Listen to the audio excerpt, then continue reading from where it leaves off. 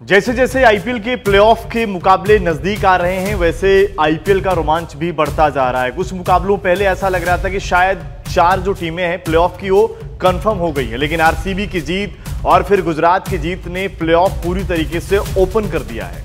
अब सिर्फ 2 टीमों के लिए ये तय है कि वो क्वालिफाई कर गई हैं, 3 टीमें बाहर हो गई हैं, लेकिन बाकी की 6 टीमों के बीच अभी भी लड़ाई है और ये लड़ाई है 2 जगह के लिए कि कैसे वो क्वालिफाई कर सकते हैं।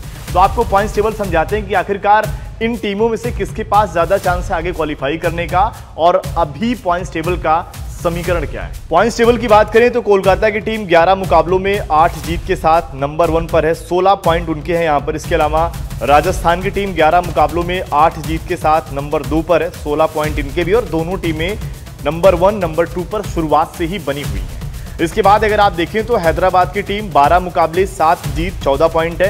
वहीं इसके बाद चेन्नई की टीम 12 मुकाबले 6 जीत और 12 पॉइंट है इनके, यानी कि आने वाले जो इनके 2 मुकाबले बचे हैं दोनों में जीत जरूरी है। इसके अलावा दिल्ली की टीम 12 मुकाबलों में 6 जीत, लखनऊ 12 में 6 जीत, इसके अलावा आरसीबी के 12 मुकाबलों में 5 जीत है। वहीं इसके बाद अगर आप देखें गुजरात की टीम 12 मुकाबलों में 5 जीत है।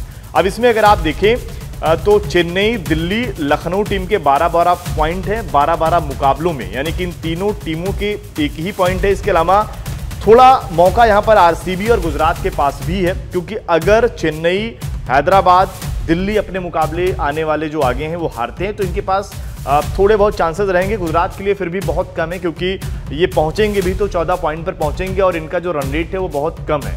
ऐसे में इस तरीके से उम्मीद है कि ऊपर की जो टीमें हैं यानी कि हैदराबाद, चेन्नई, दिल्ली, ये हारें और बहुत बड़े अंतर से हारें, उनका रन रेट थोड़ा कम हो, फिर इनके लिए चांस बन पाएगा। लेकिन आरसीबी के लिए अगर आप देखें 12 मुकाबलों में 5 जीत 10 पॉइंट है, 2 मुकाबले इनके बाकी हैं और 1 मुकाबला इनका चेन्नई के साथ है, जो कहीं ना कहीं अगर आप देखिए दोनों टीमों के लिहाज से मस्ट विन मुकाबला रहने वाला है कि चेन्नई जीतेगी तो उनके चांसेस रहेंगे, आरसीबी जीतेगी तो इनके पास चांसेस रहेंगे। तो ये मुकाबला अगर आप देखिए इस आईपीएल का सबसे जबरदस्त मुकाबला होने वाला है।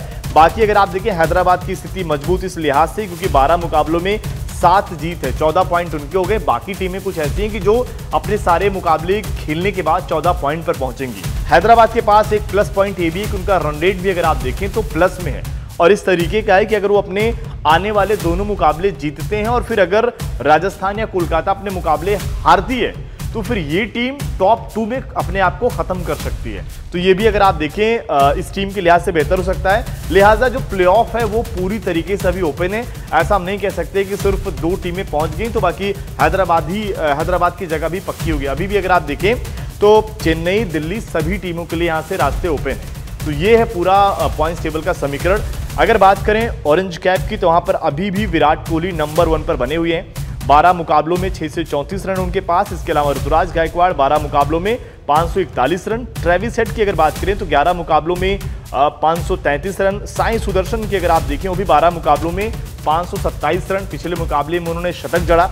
इसके अलावा नंबर 5 पर पहुंच गए हैं संजू सैमसन, 471 रन है 11 मुकाबलों में। तो ये है ऑरेंज कैप की लिस्ट। बाकी आपको क्या लगता है कि टॉप 4 में कौन कौन सी टीम जाने वाली है? कमेंट करके अपनी राय जरूर दें।